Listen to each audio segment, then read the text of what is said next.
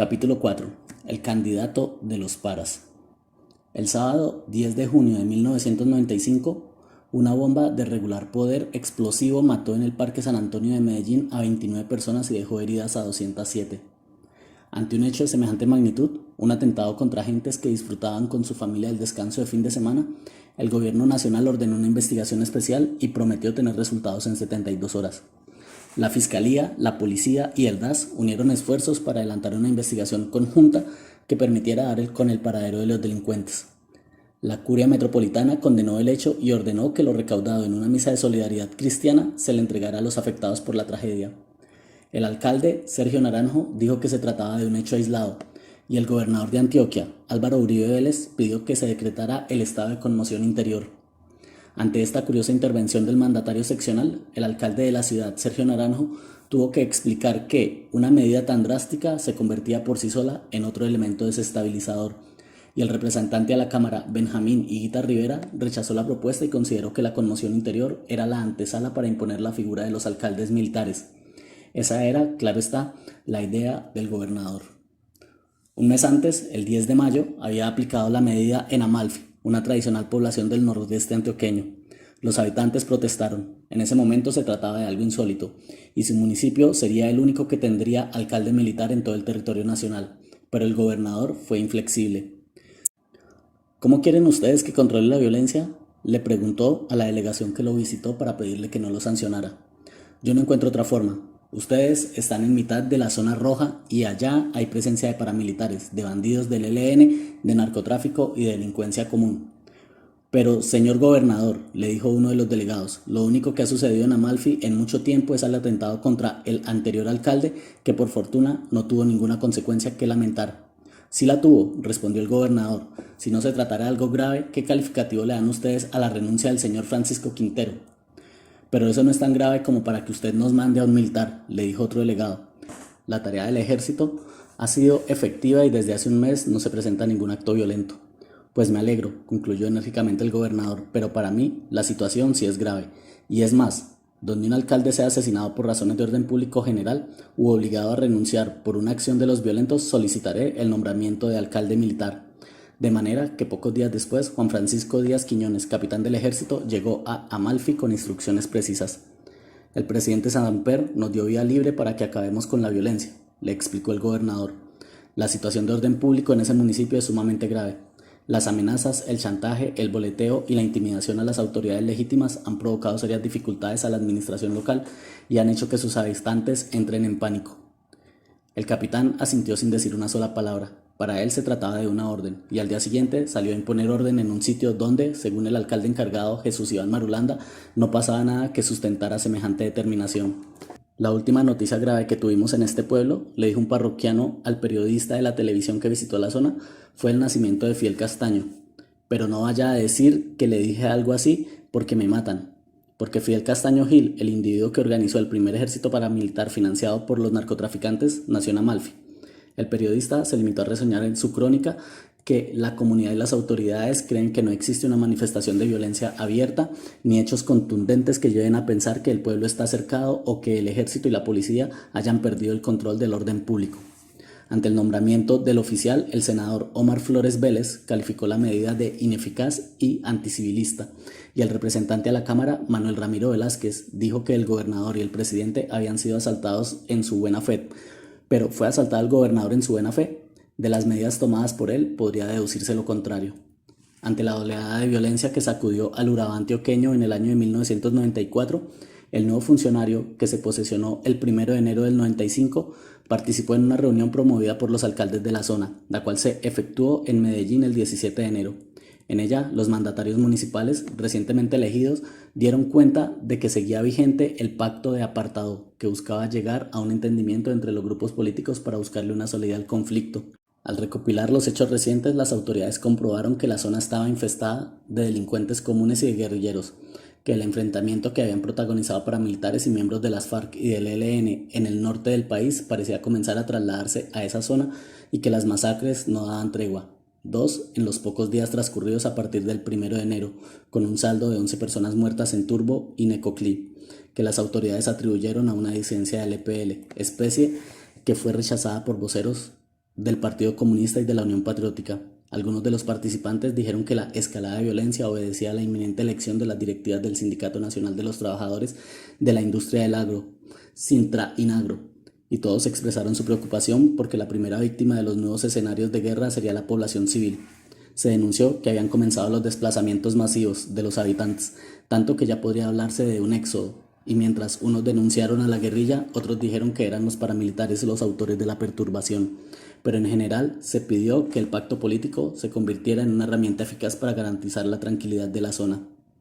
Un día después, en Turbo, el gobernador presidió un consejo de seguridad al que asistieron 7 de los 9 alcaldes del Urabá antioqueño, representantes de la iglesia y políticos locales. La alcaldesa de Apartadó pidió una veeduría internacional para la zona y propuso que se emitiera un comunicado en el cual se le exigiera a los actores armados pactar una tregua unilateral. Todos estuvieron de acuerdo y comenzaron a trabajar en ese sentido, pero el gobernador no quiso entender el mensaje emitido por esa reunión, porque 3 días más tarde lo que solicitó el gobierno fue la autorización para crear una unidad antiextorsión y secuestro, UNACE. En una reunión que sostuvo con el ministro de Defensa Fernando Botero, se habló sobre la situación del Urabá y concretamente sobre las denuncias formuladas por representantes de la Iglesia Católica relacionadas con la presencia de miembros activos de las fuerzas militares en masacres dirigidas por los paramilitares. En presencia del comandante de la 4ª Brigada, general Jorge Enrique Mora Rangel, quien 3 años después se convertiría en el comandante del ejército, el ministro dijo que no conocía ese tipo de hechos y cuando se le insistió en que el procurador de Antioquia había formulado denuncias similares, sostuvo que debería investigarse a fondo para sancionar a los responsables según el caso. El 22 de febrero, el país supo que la guerrilla había asesinado a 5 personas en una serie de asaltos en Urabá y había atentado contra una funcionaria judicial. Poco a poco se conoció que al Chocó, zona tradicionalmente tranquila, habían entrado 9 frentes guerrilleros, que se habían identificado 10 bandas de delincuentes comunes que el Frente José María Córdoba de las FARC había declarado como objetivo militar a los campesinos que colaboraran con los paramilitares y que estos habían declarado como objetivo militar a los campesinos que colaboraban con las FARC y que la zona estaba fracturada en 2. Todo ello llevó al gobernador a pedirle a la guerrilla que declarara una tregua unilateral, pero no ocurrió lo mismo con los paramilitares. La información se centró sobre los hechos violentos atribuidos a los primeros: secuestros, extorsiones, atentados, asesinatos cometidos en San Pedro de Urabá, en la vereda Aguas Prietas y en Valencia, con pérdidas materiales calculadas en 2.000 millones de pesos. Llenaron el espectro informativo de esas semanas y prepararon el país para lo que habría de venir. El primer anuncio tuvo que ver con los municipios del Valle de Aburrá. El 18 de abril el gobernador decretó un toque de queda para menores. Según esa medida, a partir del 1 de mayo ningún menor de edad podría circular libremente en Medellín, Bello, Itagüí, Envigado, Caldas, La Estrella, Sabaneta, Copacabana, Barbosa y Girardota entre las 11 de la noche y las 5 de la mañana. Los alcaldes de Medellín, Envigado y La Estrella la rechazaron. El primero dijo que el tiempo previsto para ponerla en marcha era demasiado corto y el segundo afirmó que era apresurada y que se debía consultar a los padres de familia. A su turno, el procurador de Antioquia pidió no maltratar a los jóvenes, mientras que el comandante de la policía mostraba su total acuerdo y entusiasmo. El segundo anuncio se originó alrededor de la visita que el ministro del Interior, Horacio Serpa Uribe, hizo al Urabá para instalar la comisión verificadora de los factores de violencia de la zona. Durante esa reunión, el gobernador Uribe Vélez dijo que, como una contribución a la búsqueda de la paz, aplazaría la creación de cooperativas de vigilancia privada, en las que había trabajado intensamente en su gobierno. Un análisis político originado en esas conclusiones se preguntó por qué el gobernador consideraba que sus cooperativas eran un factor de violencia. Pero como el asunto era apenas incipiente, pasó sin pena ni gloria. El tercer anuncio fue el 26 de julio. Conforme a la noticia publicada por El Tiempo el jueves 27, el gobierno nacional no avalará un diálogo directo entre representantes de la sociedad de Urabá y miembros de los grupos paramilitares y la guerrilla para una eventual pacificación de esta región. Así lo dijo ayer el ministro de Gobierno Horacio Serpa Uribe, añadió el periódico, durante la reunión de seguridad que sostuvo con dirigentes políticos y sociales, representantes del gobierno bananero, comerciantes e Iglesia Católica en las instalaciones de la Brigada 17 de Carepa. A pesar de que la noticia les va a desagradar, quiero decir que el gobierno no avala una solución de esa naturaleza. Esta posición es explicable porque algo semejante daría ocasión para que se desinstitucionalice la zona, que es lo contrario de lo que los dirigentes han solicitado.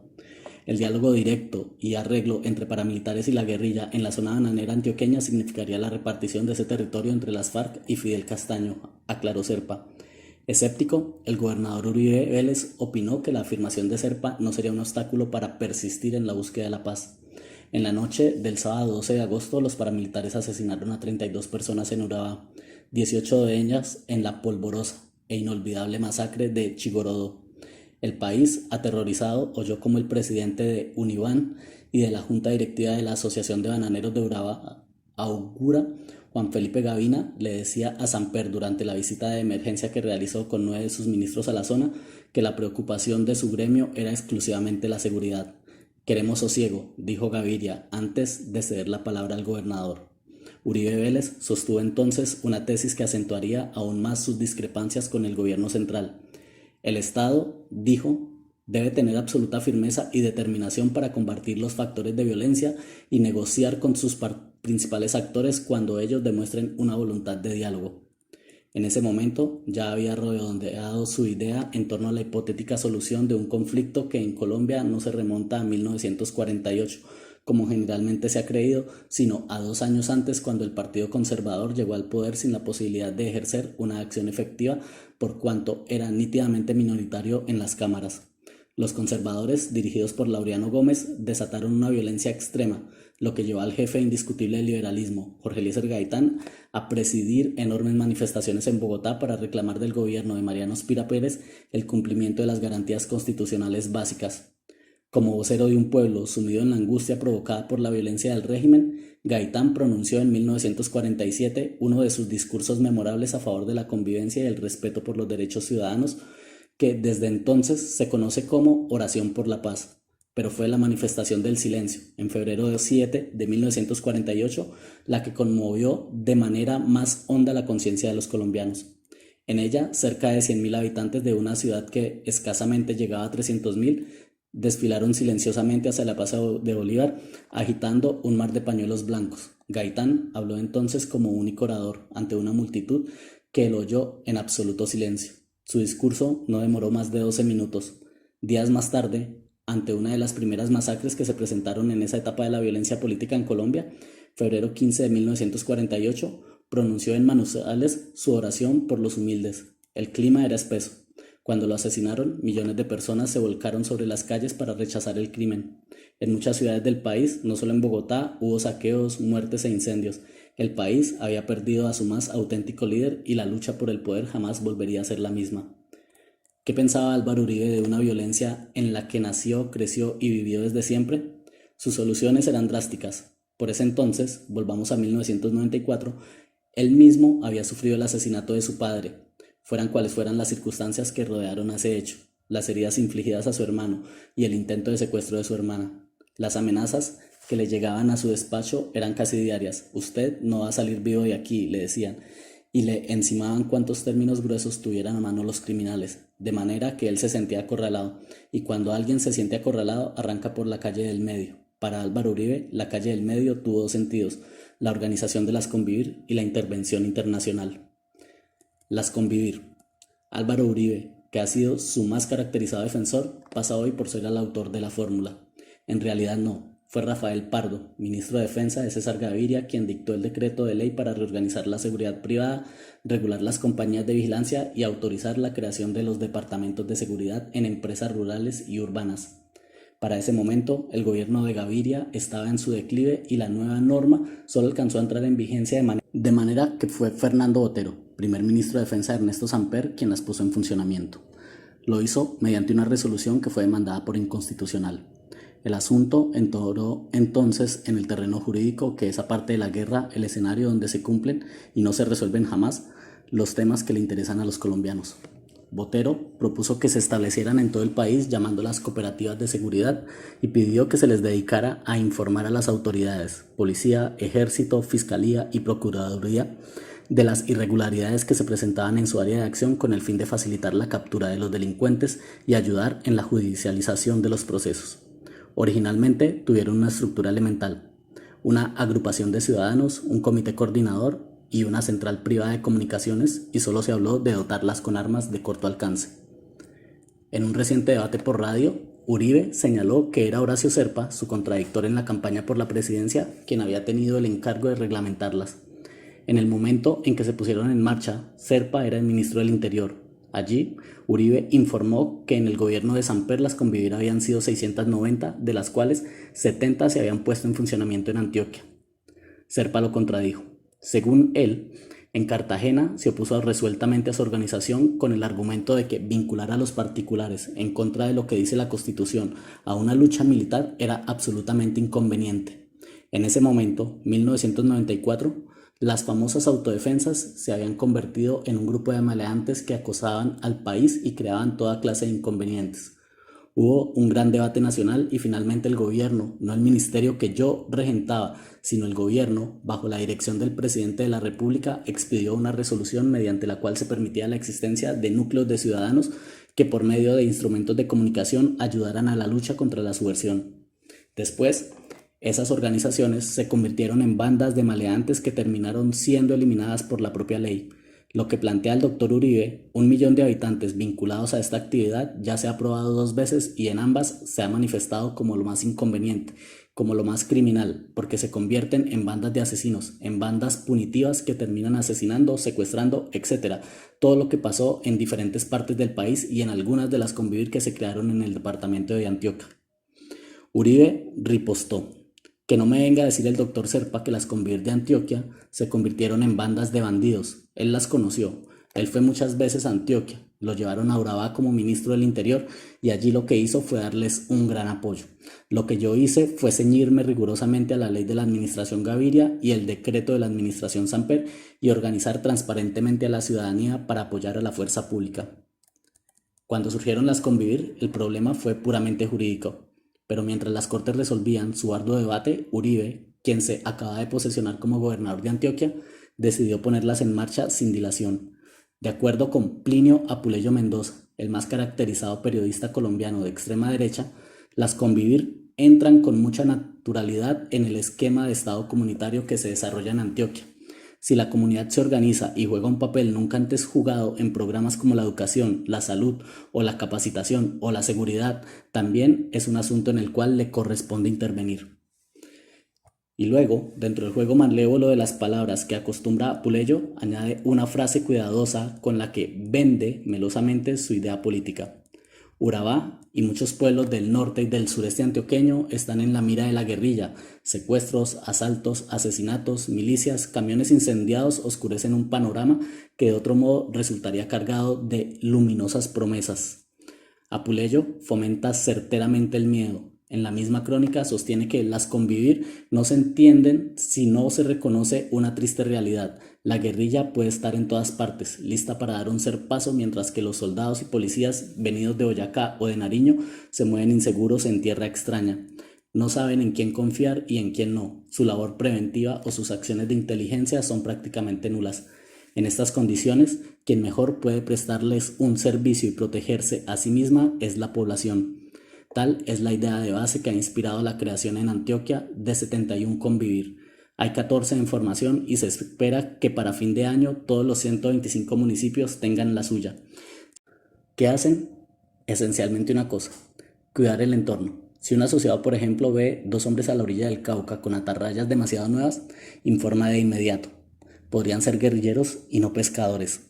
En Río Negro, bonita zona salpicada de pinos y residencias campestres, 200 asociados a las Convivir protegen la zona. Cada uno, por medio de un radio portátil tan grande como un teléfono celular, puede comunicarse con una central a cualquier hora del día o de la noche. La central tiene a su vez contacto de radio directo con el ejército y la policía y con un vehículo que circula permanentemente por los alrededores. Basta la menor señal de alarma para que todos los asociados acudan con más celeridad que la policía al lugar de donde previno. Los asociados pueden portar armas de defensa personal. De esta manera, los secuestros han disminuido en un 70%. No hay desde luego relación alguna de estas actividades con las que en otras zonas del país desarrollan los llamados grupos paramilitares o autodefensas. Las Convivir tienen personería jurídica y sus miembros están comprometidos a respaldar la campaña de la gobernación llamada de neutralidad activa. De hecho, no se les ha visto comprometidas en combate alguno con la guerrilla. Se han convertido, sí, en un muro de contención para aquella y en una fuente de vivos recelos para las ONGs internacionales. Uribe Vélez y su activo secretario de gobierno, Pedro Juan Moreno, las defienden a capa y espada. Por ello mismo, reciben de la guerrilla constantes amenazas de muerte. Una cosa es cierta: La mayoría de los antioqueños, desde los arrieros hasta los empresarios, parece contenta con el experimento adelantado por su gobernador y no aceptaría de buen agrado que se regresara al viejo modelo político. Pero la situación no era tan idílica, por lo menos no lo era para los arrieros y los empresarios con los que no habló Apuleyo. Mientras él escribía su crónica, la Secretaría de Derechos Humanos y Libertades con sede en Madrid condenó el 29 de julio de 1997 la visita de Uribe Vélez a España. En el comunicado que expidió esa organización con tal motivo, se dice que el promotor de las Convivir puso en marcha un modelo de Estado fascista en el que se estimuló la participación de la ciudadanía con la cortina de humo de la generación de empleo. Con el apoyo de Harvard, dice la organización, Uribe capacitó a 50.000 antioqueños en la negociación pacífica de conflictos, proyecto que sirvió de base para crear las Convivir en 1994. Estas cooperativas, dice el comunicado, fueron utilizadas por los terratenientes y los narcotraficantes para aplicar la política contrainsurgente de tierra arrasada en numerosas zonas campesinas y en la misma capital antioqueña. Fue con las Convivir que los paramilitares lograron su despliegue nacional. Se consolidaron en Antioquia, en el nudo de Paramillo e ingresaron al eje bananero del Urabá, asesinando y desplazando a miles de campesinos. Para diciembre de 1996, la gobernación reconocía la existencia de 56 Convivir en el mismo número de municipios. Sin embargo, el Instituto Popular de Capacitación de Medellín registraba la existencia de 70. Esta organización armada se estableció en zonas que comenzaron a ser adquiridas por parte de terratenientes y narcotraficantes y coincidieron también con las principales zonas de cultivos ilegales en el departamento. En la consolidación del proyecto estuvo de cuerpo presente Pedro Juan Moreno Villa, mucho menos sutil que su jefe. Moreno mostró la otra cara de esas organizaciones.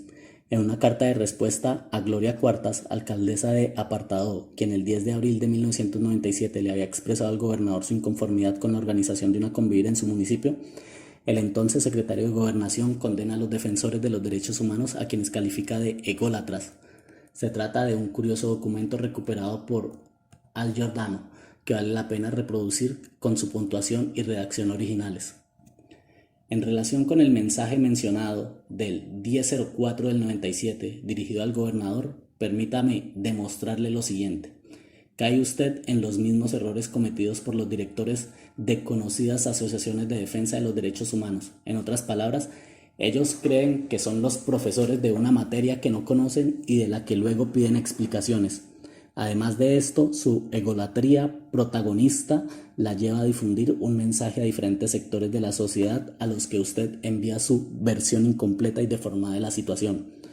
¿Qué mejor sería si antes de dar su veredicto se hubiera usted tomado la molestia de consultar, analizar, comprometerse en el diálogo y una vez que tuviera un criterio formado basado en un análisis racional de los eventos, hubiera expresado su opinión sobre el particular? Quizá de esta manera su colaboración para alcanzar la paz sería más efectiva. Para su información adjunto lo siguiente. 1. Un panfleto ilustrativo sobre las asociaciones Convivir. 2. Una carta del pasado 20 de marzo enviada al señor Vivanco de Human Rights Watch en la que encontrará información detallada sobre todos los tópicos que la molestan. El comandante de la 17ª Brigada, el general Rito Alejo del Río, podrá proveerla con detalles acerca de sus acciones y otras dudas que pudiera usted tener sobre el tema. Sinceramente, Pedro Juan Moreno Villa, secretario de Gobierno. El tono de la carta es quisquilloso. Aquí no se puede discrepar. Pero la actividad de las Convivir se convirtió en un punto de choque. Mientras Uribe, Moreno y sus partidarios las defendían como la panacea de la seguridad y tranquilidad públicas, numerosas ONGs internacionales elevaron toda suerte de denuncias sobre su actividad. Se supo entonces que en un determinado momento el gobernador de Antioquia les había entregado armas de largo alcance que, ante una decisión de la Corte Constitucional, debió recoger de forma apresurada. La revista Business Week señaló que estas milicias armadas dotaron con información de inteligencia a las Fuerzas Armadas y ayudaron a la policía a combatir el crimen, pero terminaron por transformarse en escuadrones paramilitares que hicieron blanco no solo de las guerrillas, sino también de civiles sospechosos de simpatizar con ellas. En otras palabras, los dos hombres de Apuleyo que encuentran los informantes a la orilla del Cauca con atarrayas demasiado nuevas, en este momento deben estar muertos, como un gollo en el arroyo. Lo evidentemente claro en las convivir, escribió María Isabel Rueda en la revista Semana, es que su existencia no es tan clara. Dicho de otra manera, no es ni blanca ni negra, sino gris. Y para responder una pregunta que ella misma se formula, anota las características blancas y las negras de esas organizaciones. Hay que reconocer que las blancas son mucho más endebles que las negras. Pero en un gran resumen, entre las blancas estarían su necesidad. Las convivir surgieron de la necesidad de la población civil de defenderse. La condición de su ejercicio.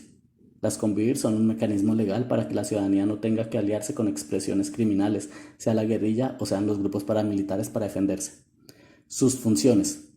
Las convivir no tienen funciones ni ofensivas ni de ataque. Sus limitaciones. No reemplazan a la autoridad, no pueden utilizar armas de fuego salvo las catalogadas como defensa personal, deben tener licencia de funcionamiento. Y la respuesta que han obtenido. Si a la guerrilla le preocupa su existencia, es porque funcionan. Entre las negras, su indefinición. Artículos 39 y 42 del decreto de ley que las creó, que las hace diferentes según el armamento que puedan portar. Su persistente incumplimiento de la ley. De las convivir que tienen ya más de 2 años, no hay ninguna que haya cumplido con el requisito de renovar su permiso de funcionamiento. La peligrosa personalidad de sus integrantes. Apenas a un 9% de cerca de los 10.000 hombres que actualmente las integran se les ha examinado sus antecedentes penales. Sus sinrazón política. Las convivir son una violación del contrato social porque representan una manera de devolverle al ciudadano la capacidad de ejercer la fuerza a la cual renunció. Su ilegitimidad. Las autoridades deben mantener el monopolio eficaz y legítimo sobre el ejercicio de la fuerza. La responsabilidad del Estado. La responsabilidad del Estado. La ineficacia de la fuerza pública y los problemas de impunidad de la justicia no pueden convertirse en excusa para que el Estado deje de asumir su responsabilidad constitucional de defensa del orden social. Su presencia verdadera. Si deben estar armadas para ayudar a la fuerza pública, ellas participan en el conflicto armado como combatientes.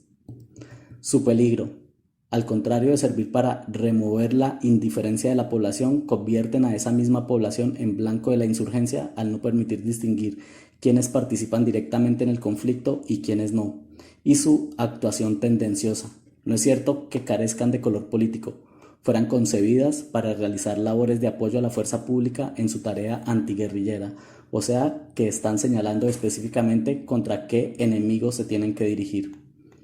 Pero las convivir tenían el cáncer por dentro. Y fue así como en octubre de 1996 el gobernador Uribe Vélez solicitó que se dotara a sus integrantes de armas de largo alcance, con el propósito, según dijo, de convertirlas en grupos de reacción inmediata en apoyo de las Fuerzas Armadas. El rechazo a esa solicitud fue unánime. No solo los sectores de izquierda se mostraron en contra. Un conservador caracterizado como Ramiro Valencia Cosio señaló que la idea de armarlas desnudaba la verdadera naturaleza de esas organizaciones. El gobernador se defendió.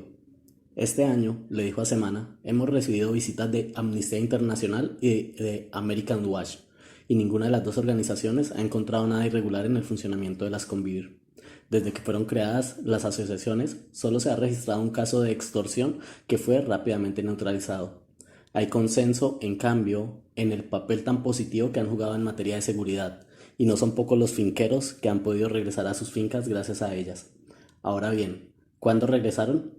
Regresaron, lo afirma el gobernador, cuando las convivir denunciaron a 75 guerrilleros del EPL y de las FARC que fueron capturados y cuando, gracias a sus informaciones, se dio de baja al hombre de confianza del cura Pérez, el comandante Juan Pablo, del ELN, famoso por su crueldad. Hoy, 5 años después, valdría la pena investigar cuál fue el camino que tomaron esos 75 guerrilleros. A ojo cerrado, cualquiera podría decir que quienes no se plegaron a la nueva situación están muertos, y que los demás, la gran mayoría, forman parte de las fuerzas paramilitares. Respecto del orden público, el segundo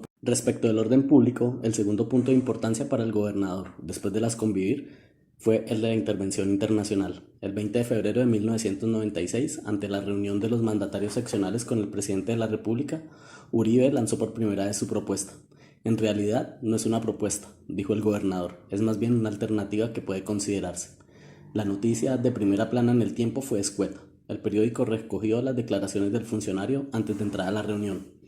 Todos los días se ve cosas más graves en Urabá y estoy convencido de que se necesita la participación institucional de la población civil. De ahí mi compromiso de asumir la política de impulsar las organizaciones Convivir. Estoy convencido que se necesitan alternativas extraordinarias como la de pensar en un apoyo internacional al ejército de la Fuerza Pública Regular de Colombia para poder derrotar la criminalidad. Ante la incapacidad del Estado para tutelar la vida de los obreros de Urabá, acudiendo a los procedimientos convencionales, debe pensarse en el apoyo de las fuerzas internacionales de la Organización de las Naciones Unidas.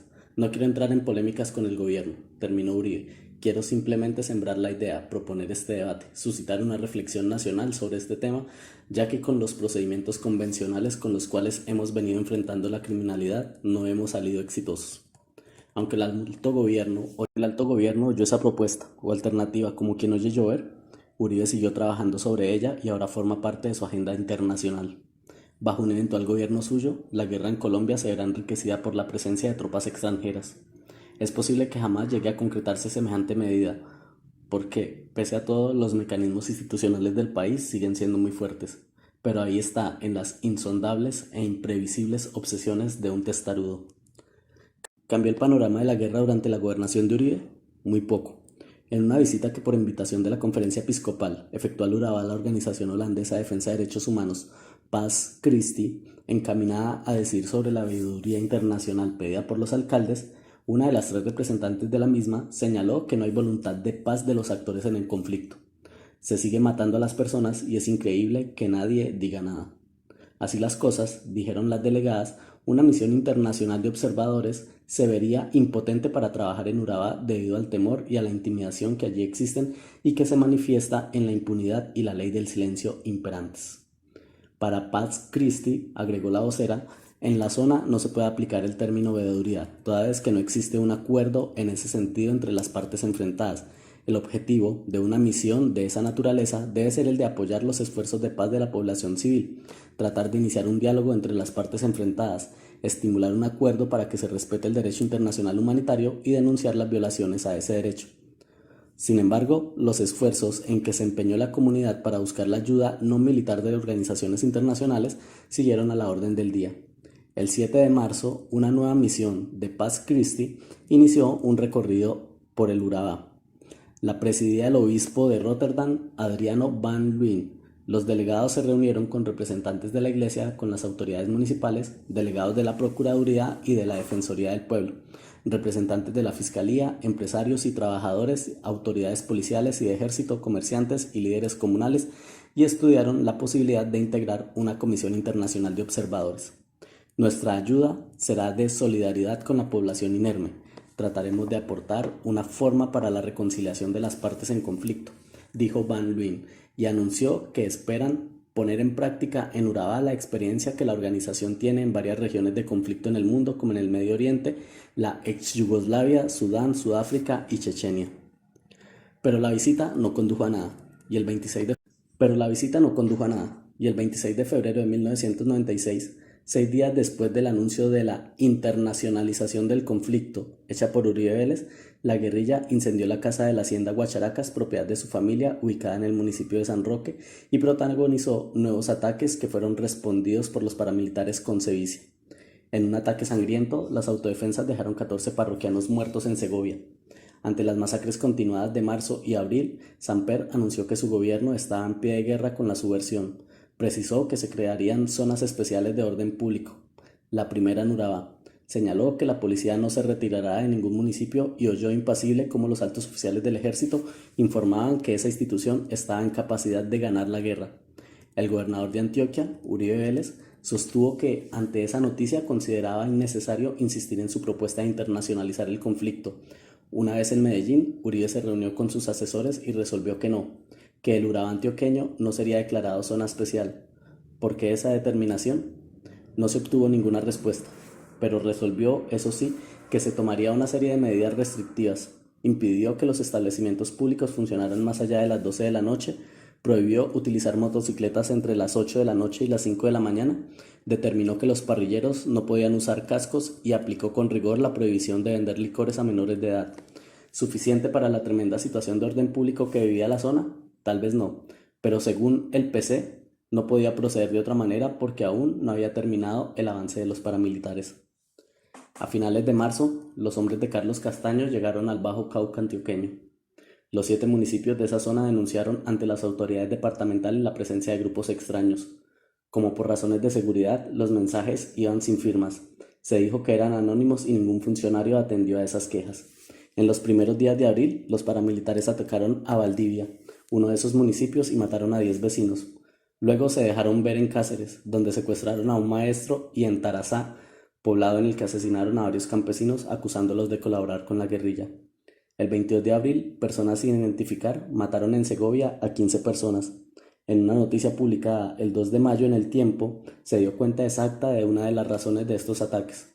Los paramilitares están adquiriendo las mejores tierras de la zona y tienen aterrada a la población civil que huye despavorida dejando sus casas y trabajo.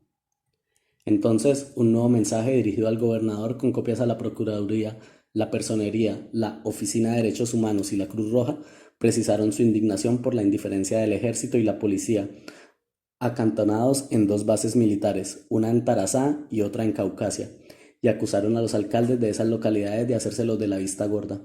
Pero nada detuvo el avance de la tragedia. El miércoles santo, los paramilitares asesinaron a 10 personas, entre ellas 2 niños, que se encontraban en el billar El Golazo del barrio Policarpa de Apartado. Unos días más tarde, el domingo 5 de mayo, cuando los vecinos del Pueblo Bello descansaban preparándose para el comienzo de la semana, llegó la guerrilla. Una columna de las FARC mató a 9 personas, entre ellas 2 niñas, e incendió parte del casco urbano compuesto por 50 casas de madera y paja. Luego se dirigió a Alto de Mulatos, donde mató a otras 7 personas. Los relatos fueron espeluznantes. Los hombres, comandados por el Manteco, sacaron a los pobladores de sus camas, los amarraron y los mataron a machetazos y con disparos en la cara. Luego quemaron los cadáveres. El gobernador habló por radio. El discurso de rechazo, dijo, se nos agotó. Esta matanza demuestra que el Estado tiene una tremenda debilidad para derrotar a los criminales. Y luego reclamó de nuevo ayuda internacional y reiteró sus tesis sobre las asociaciones de seguridad. No podemos seguir rasgándonos las vestiduras por un falso concepto de soberanía. Hay que organizar a la comunidad en asociaciones de seguridad porque mientras no haya integración van a seguir avanzando los violentos. El alcalde de Turbo repudió el hecho y anunció que se tomarían medidas. 48 horas más tarde, en Medellín, se reunió el Consejo de Seguridad. Ante el ministro de Defensa, que lo presidía, el gobernador insistió: es necesario que tropas extranjeras se encarguen de la seguridad en la región bananera. La posición del gobierno nacional, dijo el ministro, sigue siendo la misma: un rotundo no a la fórmula que implique solicitud u ofrecimiento para la presencia de fuerzas militares extranjeras o internacionales en Urabá. En Urabá se debe crear una zona especial de orden público, pero el ministro fue derrotado. El Consejo acogió la idea del gobernador y le ordenó elaborar un proyecto de cooperación internacional para la fuerza pública, el cual sería presentado a las Naciones Unidas. El 11 de mayo, sábado, Uribe anunció la creación de la primera zona especial de orden público en el país, en los municipios de Segovia y Remedios. De inmediato, el comandante de la Brigada 14 del Ejército, con sede en Puerto Berrío, asumió el control de la región. Se dispuso que la brigada contara con retenes para llevar un registro detallado de todas las personas que ingresaran y salieran de los municipios, y se la autorizó para otorgar salvoconductos de movilización que las personas tendrían que portar en un lugar visible. El decreto prohibió también el tránsito nocturno de cualquier clase de vehículos y suspendió todos los permisos para el porte de armas de fuego, con excepción de las Fuerzas Armadas, la Policía Nacional, el DAS y la Fiscalía. El resto de la historia sigue los mismos derroteros: nuevas masacres, nuevos crímenes, más investigaciones exhaustivas, más violencia, menos espacios políticos.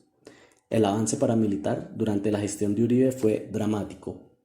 En Mi Confesión, Castaño, 2001, página 222, el jefe de las autodefensas reconoce que hacia 1994 apenas entraban al Urabá, y luego dice: los momentos más violentos se comenzaron a vivir en 1995 y 1996, cuando la guerra entre las FARC y el EPL se recrudeció. Las autodefensas aprovecharon este conflicto y se ejecutaron selectivamente a individuos colaboradores de las FARC y el EPL, prolongándose el enfrentamiento militar entre ambas guerrillas y nosotros hasta la extinción del EPL. Las guerras no son limpias y ninguna puede serlo. La degradación del conflicto alcanzó el máximo alcance al hacerse excesivas las masacres. se provocaban como carambolas, un golpe incitaba a otro golpe. Cada fin de semana los grupos armados nos contestábamos entre sí con ejecuciones masivas de colaboradores o simpatizantes. Aquella época fue terrible para mí como persona y comandante. Se vivía una guerra de una horda contra otra horda, bestias contra bestias. Confieso que no era capaz de ver los noticieros y creo que allí fallecieron tanto inocentes como culpables. Luego, Mauricio Aranguren, quien hacía la entrevista, le lee al paramilitar las cifras de la violencia en Urabá. Durante 1995, en Urabá los actores armados realizaron 6 masacres con un saldo de 86 muertos. Además, se presentaron 952 asesinatos en casos aislados, inferiores a 5 individuos. La serie de masacres comenzó después de que la guerrilla de las FARC asesinara a 6 personas, entre ellas 2 soldados vestidos de civil en apartado. Los paramilitares contestaron con una masacre de 18 personas en una discoteca de un barrio habitado por miembros de la Unión Patriótica, brazo político de las FARC en Chigorodó. La respuesta de este grupo guerrillero no se hizo esperar y estos ejecutaron a 11 personas en apartado y 19 más en el municipio de Carepa. En medio del estupor nacional por lo que sucedía allí, se vieron unos días de tregua. Se vivieron unos días de tregua y luego las autodefensas de Córdoba y Urabá ajusticieron a 6 miembros de la Unión Patriótica en Turbo. La cadena de muertes concluyó el 20 de septiembre de 1995 cuando las FARC penetró nuevamente en apartado y perpetró la masacre conocida como Bajo del Oso, donde detuvo un bus y obligó a todos los pasajeros a bajarse, empujándolos contra el piso, amarrándoles las manos y ejecutando a las 26 trabajadores de esa finca bananera. Y lo mismo durante 1996. El primer semestre de 1996 la situación no cambió, aunque ese año se acabó el EPL. Pero la tragedia de Colombia se puede ver con toda claridad en el testimonio del asesino confeso. Castaño, 2001, página 229. El Ministerio del Interior les pagó cerca de 4.000 millones de pesos a estos guerrilleros del EPL para que se reinsertaran y a la postre ingresaran a las autodefensas. A raíz de la crisis política del momento, la negociación favoreció al presidente Samper, pues se acabó la guerrilla del EPL. 600 renegados de la guerrilla se cambiaron de bando y se colocaron de nuevo el brazalete. 4.000 millones de pesos del patrimonio común para que 600 individuos abandonen un grupo criminal e ingresen a otro, más criminal todavía. A su turno, el IPEC, Instituto Popular de Capacitación, señala que en 1996 en Antioquia se registraron 55 masacres en las cuales murieron 342 personas, en su mayoría campesinos. En ese momento, Apartado registró el mayor número de masacres con un saldo de 52 personas muertas. Le siguieron Medellín, Mutatá y Turbo. Lo peor del caso es que en un 27.27% de las registradas no tienen autores determinados y muchos de ellos se habrían cometido por negligencia de las autoridades militares. En todos estos crímenes estuvo involucrado un conflicto de tierras prácticamente insoluble. Durante la gobernación de Uribe se arrasaron los incipientes movimientos campesinos del Urabá y creció el desplazamiento. 2 terratenientes involucrados directamente en los conflictos fueron Javier Uribe en la vereda Peñas Azules y Gilberto Arbeláez en Huacas. El 20 de enero de 1996, ante una exigencia del ELN, el gobernador Uribe anuncia que, mientras se desempeñe como mandatario, continuará promoviendo la creación de asociaciones comunitarias de vigilancia rural Convivir. Su posición hizo carrera.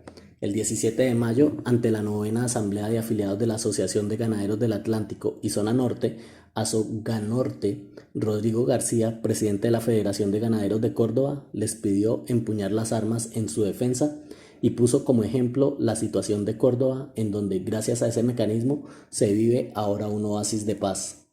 En esa misma reunión, Jorge Bisbal Martelo, presidente de Fedegan, pidió reformar la Constitución para dotar a las fuerzas militares y al Estado de un marco jurídico que le permita actuar sin el fantasma de la Contraloría o de los organismos de derechos humanos que parecen solo defender los derechos de los delincuentes. Y Pedro Juan Moreno, en representación del gobierno de Antioquia, dice El Tiempo, fue enfático en recomendar a los ganaderos de la costa atlántica la conformación de las asociaciones Convivir con el fin de reducir los altos índices de inseguridad. Moreno dijo que en el Urabá antioqueño fueron conformadas 32 asociaciones con 30 y 40 personas cada una.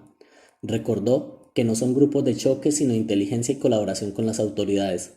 Pues bien, de acuerdo con el informe del Convenio CINEP y Justicia y Paz 1998, esos grupos de inteligencia y colaboración con las autoridades participaron activamente en la escalada de violencia que vivió Antioquia en la gobernación de Uribe Vélez. Por ejemplo, dice el informe, en el trimestre de julio a septiembre de 1996, de las ejecuciones extrajudiciales ocurridas en el país, 104 corresponden al departamento. En el primer semestre de 1998, las víctimas de violaciones a los derechos humanos fueron 207 de las 668 en la totalidad del territorio. Cifras que representan los niveles de violencia alcanzados en uno de los departamentos con mayor presencia de la fuerza pública y de las convivir. Párrafo seguido, el informe trae un dato revelador. En Antioquia, el proyecto de instauración de las convivir ha sido claramente abanderado por el exgobernador Álvaro Uribe Vélez, incluso en contra o sin el consentimiento de las autoridades municipales, a pesar de que los alcaldes, además de ser elegidos popularmente, son los responsables del orden público local. La creación de las cooperativas de seguridad no les son ni siquiera comunicadas. Muchos de ellos se enteraron de la existencia de estas organizaciones armadas gracias a la información de prensa y así lo manifestaron en carta al gobernador Uribe. Los alcaldes de San Jerónimo, Mutatá, Copacabana, Jardín, Río Negro, Anorí, Andes, Necoclí y Puerto Berrío. Luego, el CINEP transcribe a partes de la entrevista que le hizo el colombiano al personero de Medellín, Rafael Alberto Patiño, el 4 de marzo de 1998. Nos tocó el periodo gobernado por Álvaro Uribe Vélez, dice Patiño, quien insistió en una propuesta de fuerza de choque frente a la situación de orden público que vivía el departamento. Al principio de 1995, Antioquia tenía 2 o 3 zonas difíciles, y culminando el periodo de este gobernador, el departamento todo está en guerra. La administración municipal nunca tuvo noticia formal de las asociaciones Convivir. Durante el gobierno de Uribe Vélez se crearon unas Convivir ovejitas, que eran las de mostrar, a las que debía tapárseles muchas cosas, camuflándose en ellas las Convivir Lobo, organizadas por el Ejército Nacional sin tener competencia alguna. En mi opinión, todas las Convivir que están funcionando son ilegales. En el mismo informe puede leerse algunos datos de importancia. Por ejemplo, a raíz de la masacre de 10 personas en La Herradura que ocurrió el 14 de agosto de 1997, las autoridades judiciales hicieron un allanamiento a la sede de las Convivir, donde decomisaron 3 armas de fuego al parecer utilizadas en el delito. El 10 de enero de 1998, el CTI capturó a 4 integrantes de las Convivir acusándolos del crimen. El CINEP reseñaba algunos casos similares ocurridos durante la gobernación de Uribe Vélez, que valdría la pena reproducir. La Fiscalía Regional de Medellín llamó a juicio a Juan David González Quiseno, integrante de la mayor cooperativa comunitaria de vigilancia rural del departamento de Antioquia, la ACEPAL, por su presunta responsabilidad en el homicidio agravado de 2 indigentes, Giovanni Alberto Flores Manco y Juan Bernardo Osamarín, abaleados el 11 de noviembre de 1997 en el atrio de la iglesia de la Veracruz de Medellín. En agosto de 1997 fueron capturados exmiembros de las Convivir Los Girasoles y de la Convivir ACEPAL cuando fueron sorprendidos en el momento en que asaltaban 2 camiones. Otros 3 integrantes de estas organizaciones fueron sorprendidos cuando recibían una alta suma de dinero producto de una extorsión. Además, existen marcadas sospechas de la posible participación de miembros de las Convivir Los Girasoles en el asesinato de 8 personas en la ciudad de Medellín. Por lo anterior, se les suspendió la personería jurídica a las mismas. En la Dirección Seccional de Fiscalías de Antioquia fue radicada una diligencia del fiscal delegado, quien luego de estudiar una serie de denuncias presentadas ante su despacho, observó la presencia y conformación de un grupo de justicia privada en el municipio de Amagá, que extiende su radio de acción a otros varios municipios del sureste antioqueño que irrumpen en la población en vehículos con hombres fuerte armados que se dedican a desaparecer jóvenes y campesinos de la región. Este accionar criminal se le atribuye a la Convivir Cooperativa de Las Garzas, integrada básicamente por expolicías de ese municipio. En el mes de septiembre de 1996 se entregó a la Fiscalía el reconocido paramilitar José Alirio Arcila Vázquez, quien en sus diferentes manifestaciones ante las fiscalías de Medellín y Bogotá afirma haber sido integrante de la cooperativa Convivir Los Sables, perteneciente al municipio Ciudad Bolívar, ubicado al sureste antioqueño. donde era el segundo hombre al mando bajo la dirección del ex capitán del ejército Ciro Alfonso Vargas, y entre los meses de enero y mayo de 1996 reconoce haber participado de manera conjunta con los grupos paramilitares en la comisión de más de 40 homicidios entre los meses de enero y mayo de 1996. El mismo paramilitar afirma que la convivir del municipio de Amagá, de nombre Las Garzas, al mando del sargento Castro, entregó a los paramilitares una lista con más de 60 nombres, fotografías y direcciones de personas señaladas como colaboradores de la guerrilla, quienes fueron asesinados. El confeso paramilitar agrega que de la acción conjunta entre las convivir y los paramilitares al mando de Carlos Castaño tenían pleno conocimiento el mayor del ejército de la Cuarta Brigada de Medellín, de apellido Clavijo, el mayor Óscar Zuluaga, y el sargento del B2 de inteligencia Miguel Salinas, porque en varias oportunidades se reunieron con el señor Carlos Castaño para plantear ciertos homicidios de defensores de derechos humanos. Ha dicho igualmente ante las autoridades que el señor Castaño se encuentra detrás de las convivir a las cuales financia. El 29 de octubre, un juez regional de Antioquia condenó a Arcila Vázquez a 6 años de prisión, al señor Luis Alberto Villegas Uribe, fundador y presidente de la cooperativa Convivir el Cóndor,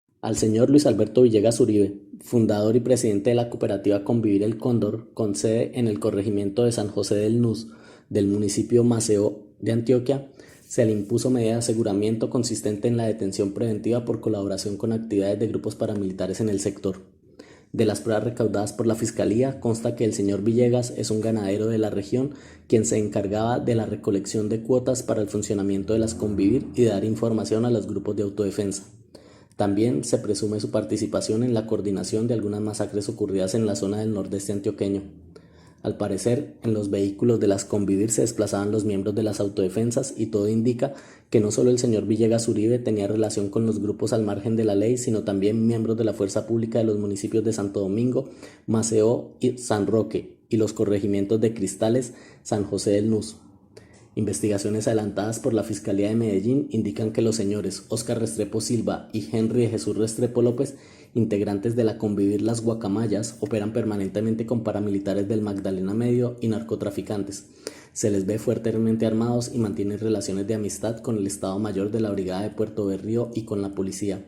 A los mencionados se les indica de la muerte de Hilder Alfonso Corredor Rivas y Gabriel Antonio Monsalve Salazar, en hechos ocurridos el día 27 de junio de 1995. El día 29 de julio del mismo año son asesinados Elías Alberto David Jaramillo y Hernando Abad Martínez, y se involucra en esas muertes a Óscar Restrepo y a Félix Gaitán, miembros de la misma convivir. Otro declarante señala que esta misma convivir es la responsable de la muerte de Darío Aguinaga y de la desaparición de un joven apodado Toto, y afirma que al señor Restrepo y a los otros miembros de las convivir se les ve patrullando permanentemente con alias Moreno, alias Conejo y alias Condorito, reconocidos paramilitares del Magdalena Medio. Otro declarante con reserva afirma ser testigo del hecho de que la convivir Las Guacamayas ha llevado paramilitares a la zona. Los entrenan en Cañobaúl, Santander, durante 3 meses y luego comienzan a operar bajo las órdenes de Félix Gaitán, que la mayoría de los miembros son reservistas y que el señor Restrepo es el encargado de pagarles.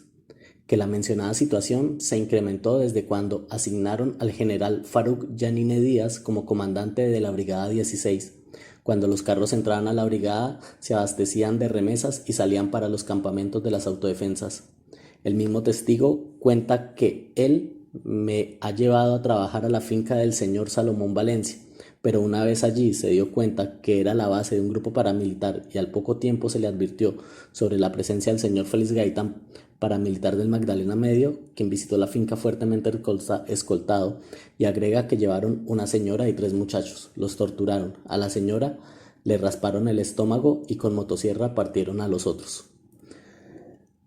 A los pocos días mataron 2 jóvenes menores de edad. A uno le decían Pollo y el otro respondía a nombre de Carlos. Después mataron a un anciano trabajador de Félix Gaitán porque decía que este era mafioso. Con estos hicieron polígono. Después los destrozaron con la motosierra y los metieron dentro de unos costales. El mismo testigo advierte que la 14 Brigada es parte del grupo porque entran y salen de las fincas de Valencia y Gaitán. En un informe de inteligencia del Cuerpo Técnico de Investigación se asegura que la acción conjunta de los paramilitares y la cooperativa Convivir Las Guacamayas además de las asociaciones ya referidas, son culpables de la muerte de Luis Alfonso Martínez, Alfonso Peláez, Darwin Cifuentes, Miguel Amariles, Ramón Agudelo, Francisco Toro y Henry Jiménez Arroyave. El informe ratifica que los integrantes del grupo paramilitar son en su mayoría los mismos miembros de la Convivir en cuestión, de la cual hacen parte Carlos Gómez, Rogelio Becerra Carmena, Teodulo Palacios Rentería, Rafael Díaz Palacio, Luis Alberto Arrieta, Salomón Valencia y Algiro Tamayo, quienes gozan de pleno respaldo de las autoridades locales, de la policía y del ejército. En el curso de la investigación se reciben otras declaraciones con reserva de identidad que continúan narrando diferentes hechos de sangre contra más de 30 campesinos cometidos por grupos paramilitares en asocio de la Convivir Las Guacamayas, no solo en Puerto Berrío, sino además en los municipios de Maceo, San Roque y el corregimiento de Cisneros. El 19 de marzo de 1997, el capitán del ejército Ernesto Camacho les manifestó que tenía conocimiento de que estaban colaborando con la fiscalía y que ya tenía gente para que los tiraran al río. El 2 de diciembre de 1996 ejecutaron extrajudicialmente a Walter Balaguer, Filiberto Ruiz y Fair Gualdrón, estos últimos en presencia de sus 6 hijos, el menor de 8 años de edad. El 4 de febrero de 1997, integrantes de un grupo paramilitar con apoyo de unidades del Batallón Contraguerrilla número 43, adscrito a la 14 Brigada, y miembros de una cooperativa de seguridad Convivir, quienes portaban armas de corto y largo alcance, algunos con capuchas, incursionaron en la inspección de policía de San Francisco y durante más de 4 días detuvieron arbitrariamente a 40 campesinos, entre ellos a 15 menores de edad, a quienes sometieron a tratos crueles y amenazas verbales, y torturaron al campesino Antonio. Al abandonar la población, ejecutaron extrajudicialmente a 4 campesinos a quienes descuartizaron y castraron, llevándose consigo a otro campesino cuyo paradero es desconocido. Todo ello en algunos pocos meses de la larga gobernación de Uribe Vélez, quien en numerosas ocasiones ha dicho que de las Convivir que se organizaron bajo su mandato, solo 2 tuvieron problemas. En el reportaje que le concedió a Patricia Lara y que fue publicado el 6 de abril en Lecturas Dominicales del Tiempo, el candidato Uribe rechaza la afirmación de la periodista, quien ha dicho que las Convivir que no se disolvieron se transformaron en paramilitares, y sostiene que eso no ocurrió en Antioquia. Allá, dice, las controlamos. Nunca fueron clandestinas, procuramos que estuvieran bien dirigidas y que fueran verdaderas empresas de seguridad para el campo. Hubo problemas en 2 de ellas, las sancionamos y a una le cancelamos la personería. En los informes de la Fiscalía que recoge el CINEP se mencionan 8 Convivir. La diferencia es significativa, como el hecho de que Salvatore Mancuso, actual comandante militar de las autodefensas, haya formado parte de una de esas organizaciones, como lo demuestra el informe de labores de la Superintendencia de Seguridad de 1996, donde se lee en la página 63 que la Convivir, que lleva el nombre de dicho individuo, se le entregaron 15 subametralladoras, 15 pistolas 9 milímetros y 15 fusiles. Sobre ese dato todavía no se ha pronunciado el candidato. Cuando Uribe se retira de la gobernación, las cifras relacionadas con la seguridad son dramáticas. De acuerdo con datos de la Policía Nacional, en Antioquia solo 2 índices disminuyeron levemente, el de piratería terrestre y el de delitos contra la vida y la integridad personal. Los demás delitos contra el patrimonio económico, casos de terrorismo, entidades oficiales o privadas afectadas por terrorismo, secuestro extorsivo, hurto calificado a residencias y hurto a entidades financieras se dispararon sin control alguno. En el folleto de promoción de su campaña presidencial se lee textualmente que la política de seguridad del gobernador Álvaro Uribe, con apoyo de la fuerza pública y colaboración transparente de la ciudadanía, redujo el secuestro en un 60% y las vías fueron transitables. Por el contrario, en los 4 años el secuestro aumentó en un 268% a un promedio de 67% anual. Sobre las demás cifras, silencio absoluto. La campaña de Uribe para la presidencia de la República se inició en firme en la noche del 29 de abril de 1999. En un banquete que congregó a 1.500 personas, el candidato le rindió homenaje a los generales Fernando Milán y Rito Alejo del Río, llamados a calificar servicios cuando se les acusó de tener nexos con grupos paramilitares. Frente a una mesa donde tomaban asiento los más caracterizados voceros de la extrema derecha, Jorge Bisbal, presidente de Fedegan, Harold Bedoya, ex general y ex candidato, Pablo Victoria, congresista en trance de desaparecer, Fernando Londoño, abogado del exministro Fernando Botero, condenado por enriquecimiento ilícito a favor propio, Plinio Apuleyo Mendoza, exizquierdista converso, Hernán Echeverría Olozaga, empresario de azulejos, Fernando Davis Morales, presidente de Augura, y Pedro Juan Moreno, Uribe Vélez pidió que se dialogara de igual a igual con las guerrillas y con los paramilitares, y precisó que respetaba el fuero presidencial para remover a los oficiales de las Fuerzas Armadas, pero discrepaba de esa prerrogativa se le traspasara a las fuerzas insurgentes. María Isabel Rueda en semana afirmó que todo el mundo había interpretado que la asistencia de Álvaro Uribe a ese banquete correspondía a la búsqueda del escenario apropiado para lanzar su candidatura presidencial, o por lo menos su sonoro regreso a la vida política nacional. 8 días más tarde, Rueda, periodista cercana a las tesis del candidato, indicó que era un error que un presidenciable como Álvaro Uribe se ubique tan tranquilamente en una postura que de ninguna manera consulta la realidad nacional. Es tan grave convertirse en idiota útil de la guerrilla como en idiota útil de la tendencia de un poder autoritario en el seno de nuestras fuerzas militares. Y luego de oír el discurso de Uribe, añadió: lo que a mi parecer no quedó claro fue finalmente qué era lo que pensaba. Al fin no o al fin sí, porque en su discurso fue enfático al afirmar que el banquete era un acto de homenaje, pero también uno de protesta, porque asegura que lo grave de esta ocasión es que la solicitud atendida proviene de la insurgencia, con base no en providencias de la justicia de Estado, sino en sus prevenciones, prejuicios y estrategias, siendo así que un párrafo antes había dicho que aunque hay determinaciones que duelen y se deploran, su aceptación llana y simple en el estamento armado es indispensable como premisa del orden democrático, y porque asegura en su discurso que se debe reexaminar el concepto, y lo escribe en mayúsculas, de hacer la paz en medio de la guerra, lo que solo conduce a la conclusión de que es mejor hacer la paz en medio de la paz y a la sensación de que nos están dando un consejo medio bobalicón. En ese entonces, Rueda, como muchos otros observadores, pensaba que la paz era un proceso serio en el que se debían comprometer a fondo todas las fuerzas vivas del país. Pero el estruendoso fracaso de la propuesta de Andrés Pastrana, que mostró en el curso de pocos meses sus deleznables pies de barro, llevó a que un grupo humano desesperado y acosado por los escenarios de la hecatombe y por sus crueles protagonistas, diera un vuelco de 180 grados y se reuniera en torno a un hombre que desde el comienzo le apostó al fracaso del proceso de paz. ¿Por qué? Tal vez porque esperaba que todos termináramos por darnos un porrazo, para sacar de su cubilete de mago una propuesta más cercana a su forma de ver el mundo: un proceso de guerra.